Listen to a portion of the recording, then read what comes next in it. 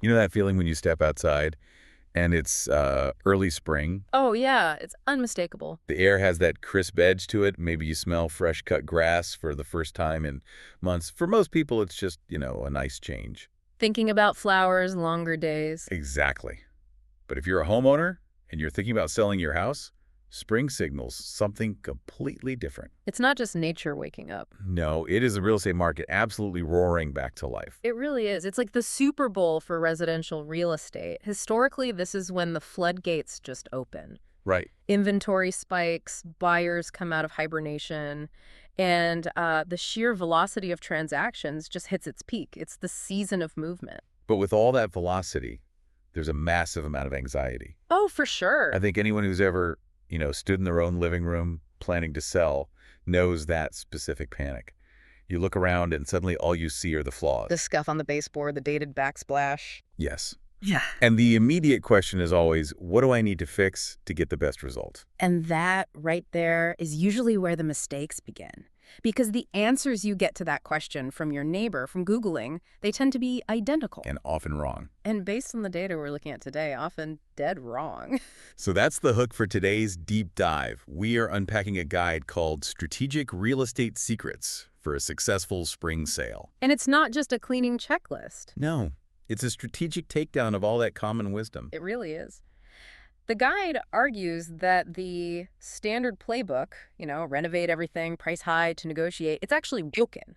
It suggests the sellers who really win big in the spring aren't the ones who work the hardest or spend the most. They're the ones who work the smartest. Precisely. So our mission is to walk through what the source calls the 5 surprising truths. These are strategies that defy that, like HGTV logic we've all been fed. And we should probably start with the biggest one, the one that causes the most stress. The renovation myth. This is the big one. And it's the one that can save people the most money if they if they listen. Okay, so let's get into truth number 1. Presentation versus perfection. And let me play devil's advocate for a second. Oh, for it. If I want top dollar for my house, doesn't it make sense that I need to make it look perfect? Yeah. If my kitchen is from 2005 and the house next door has a brand new one, don't I need to drop 50 grand to compete? That's the intuitive answer, right? It feels completely logical. Yeah. But the source makes this crucial distinction between perfection and presentation. And the data on return on investment, or ROI, for major presale renovations is pretty grim. Meaning you don't actually get the money back. Rarely. If you spend $50,000 on a new kitchen right before you list, you might add, say, $30,000 to the sale price. So you've just lost $20,000. You've lost 20 grand of your own equity, plus all the stress, plus the time. And that time factor is huge. If you spend 3 months renovating, you could miss the peak spring window completely. That's a great point. But if I don't renovate and the house looks dated, won't buyers just walk away? Not necessarily. The guide points out that buyers aren't really looking for a brand new house. I mean, unless it's new construction. They're looking for a house that feels livable and, more importantly, clean. Hey? This is where the psychology comes in. The source argues that friction is the enemy of a sale. Friction. That's an interesting word for real estate. Unpack that for me. So friction is anything that stops a buyer's mental process of them moving in. A dated cabinet isn't really friction if it's clean and it's functional, but a dirty cabinet, That's friction. that's friction. A wall painted bright lime green because you loved it in 2015, massive friction. Because the buyer has to do mental work to erase that color and imagine their own things there. Exactly. It's cognitive load theory applied to home buying. If a buyer walks in and sees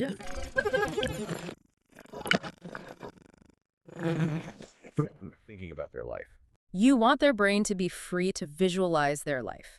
So the source recommends these low-cost, high-return actions. We aren't talking a remodel. We're talking a level 5 deep clean. Okay, define level 5. We're not just talking about running the Roomba, are we? No, we're talking about Q-tips in the window tracks. We're Oof. talking about baseboards that look brand new.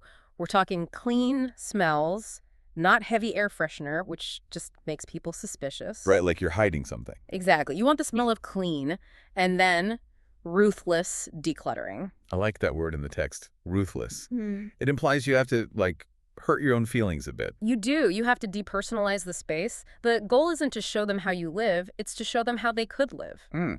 The source uses a great analogy. You're not selling a finished painting. You're selling a blank canvas. Ah, I like that. If you renovate, you're painting it for them, and they might just hate your style. But if you clean and neutralize, you're giving them the canvas. So save the 50 grand. Hire a pro cleaning crew, paint the walls in neutral white, and get a storage unit. That's the play. Precisely. It's about removing all the potential no's. Every little stain, every piece of clutter is a no. Get rid of them, and you clear the path to a yes. Okay, so let's say we've done that. The house is sparkling, the clutter is gone. Now we have to put a number on it. This brings us to truth number 2, and honestly, this is where I think most people get tripped up. Pricing is positioning. This is probably the most controversial point for sellers because it just fights against our human nature. Right. The classic logic is, okay, I want to sell for $500,000, so I'm going to list it at $550,000. Leave some room to negotiate. Exactly. That gives me 50 grand of wiggle room, and I'll land where I want it. It feels safe. It feels like basic haggling. So why is the source calling this a trap? Because real estate isn't a flea market, it's not about shouting numbers back and forth. It's a digital marketplace, and it's driven by search algorithms and price brackets. The source explains that pricing isn't about testing the market to see what happens. It's about positioning yourself within it. Algorithms. Broke that down for me. How does pricing it high hurt me in an algorithm? Okay, think about how you search for a home online. You set filters. Sure. Max price, number of beds. Right, and a very common filter is price. People search in like $25,000 or $50,000 increments. Max price, $500,000. If you price your home at $510,000 just to have negotiating room, you literally disappear from the search results of every single buyer whose limit is $500,000. You're invisible to them. You are invisible to your target audience. Wow. Okay. You've priced yourself out of the bracket. You're trying to catch fish, but you're casting your net in the wrong pond. Correct. And the buyers who do see your house, the ones looking up to, say, $600,000, they're comparing your house to other $550,000 homes. And if your house is really worth $500,000, it's just going to look inferior. So you lose on both ends. You're invisible to the right buyers, and you're a disappointment to the ones with bigger budgets. Exactly. So what happens? Just silence. Silence. The phone doesn't ring. And this is where it gets really painful. In real estate, time is the enemy. The source talks about stale listing syndrome. A house is exciting for the first week. By day 30, if it hasn't sold, buyers start asking, so what's wrong with it? It's like the leftovers in the fridge. Day 1, it's a meal. Day 5, it's a science experiment. That is a perfect analogy. And then you have to drop the price. But now you're just chasing the market down. You look desperate. Yeah. And the source cites a statistic that homes which start high and have to do price cuts often sell for less than they would have if they had just priced it right from day 1. That is the kicker. By trying to get more, you end up with less. That is a tough pill to swallow. It is. But look at the flip side. If you price it right on the nose or even slightly below market value, you show up as a great value.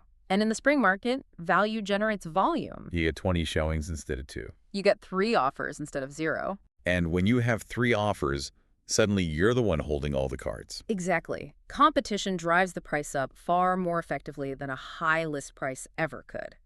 The market determines the price, not your wishful thinking. Correct pricing is just the gas pedal. And you need that car moving fast, which brings us to truth number 3. This is the one that really made me sit up straight. The 72-hour window. Yes.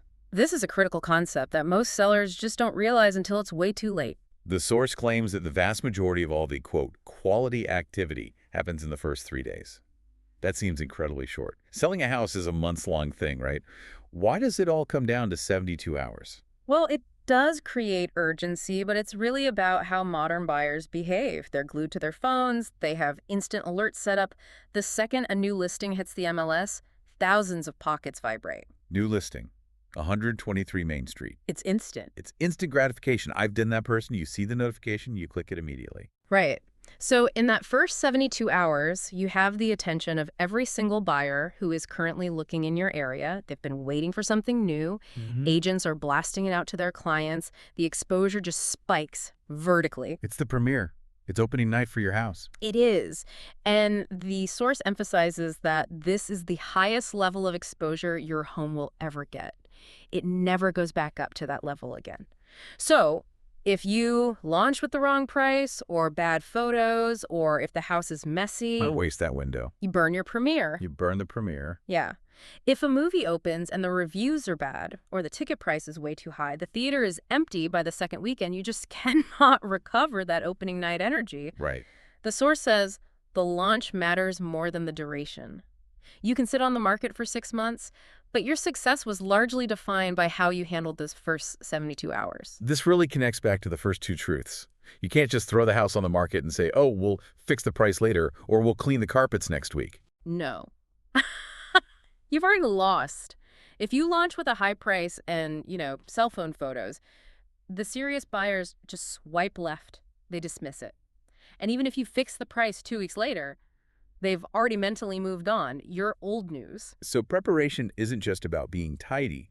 It's about maximizing this tiny window of massive leverage. Right. If you hit that window correctly, great presentation, sharp price, you create urgency.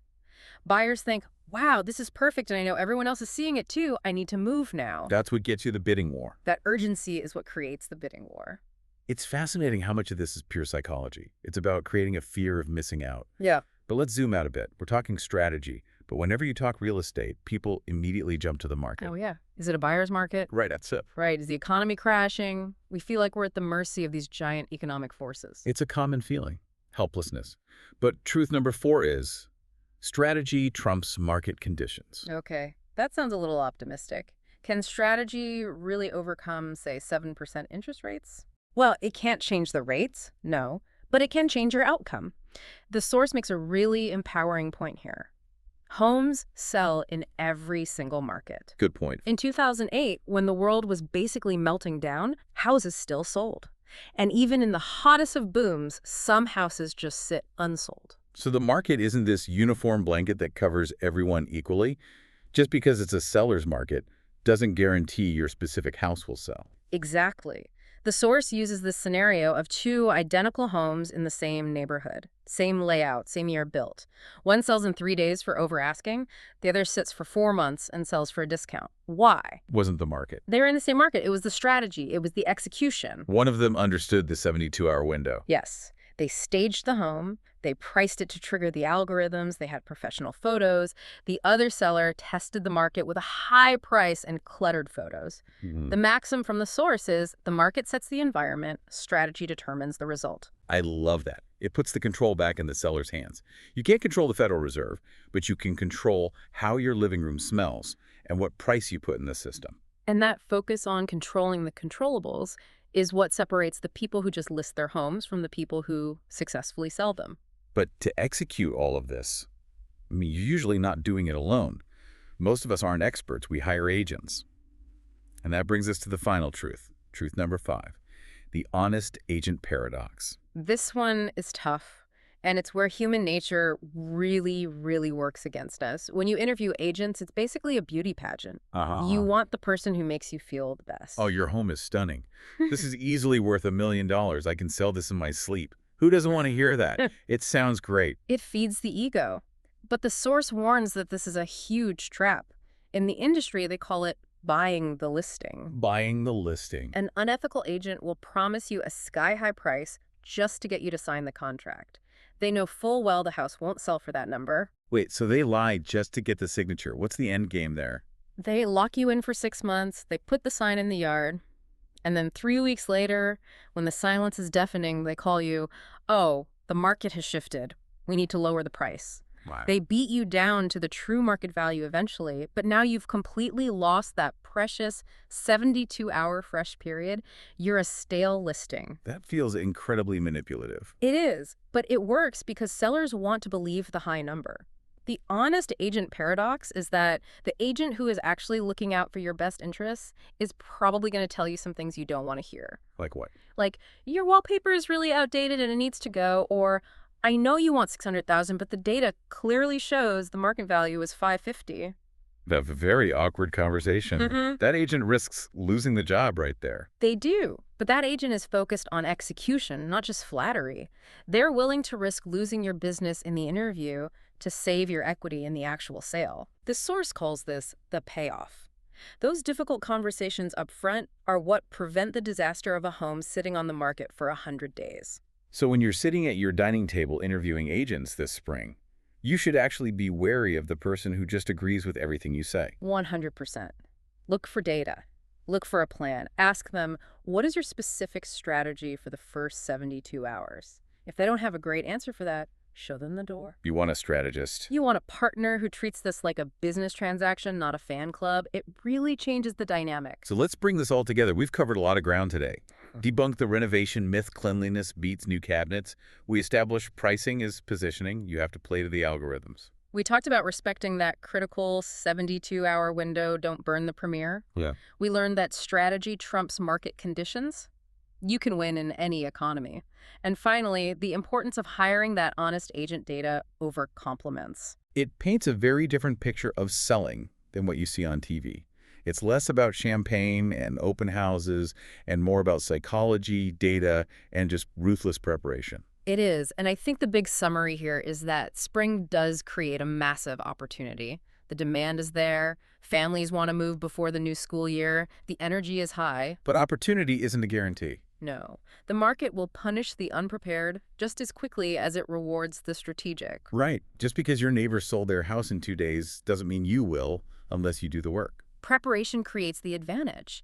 The sellers who take these 5 truths to heart, who focus on presentation, who price aggressively to create leverage, they don't just sell their homes, they sell on their terms. And that's the goal, isn't it? Leverage. Leverage means you pick the closing date. Leverage means you get the price you want. Leverage means you sleep better at night. Exactly. It shifts you from a passive approach of, gosh, I hope someone buys it, to an active approach. I am designing this sale to succeed. Yes, success by design. That's how you survive the spring market without losing your mind. So, as we wrap up this deep dive, I want to leave our listeners with a final thought to chew on. We talked so much about that 72-hour window, the premiere. The make or break moment. So here's the question. If you're preparing to sell, look at your to-do list right now. Be honest. Are you spending your time and your energy on the things that will actually impact those first 72 hours, like decluttering, deep cleaning, analyzing the price? Or are you wasting your time on things that won't, like obsessing over interest rate headlines or trying to test the market with a fantasy price? That is the million-dollar question, literally. Are you preparing for a premiere, or are you just opening the doors? Think about it. Thanks for exploring these secrets with us. Hopefully your next move is a strategic one. Happy selling. See you next time on The Deep Dive.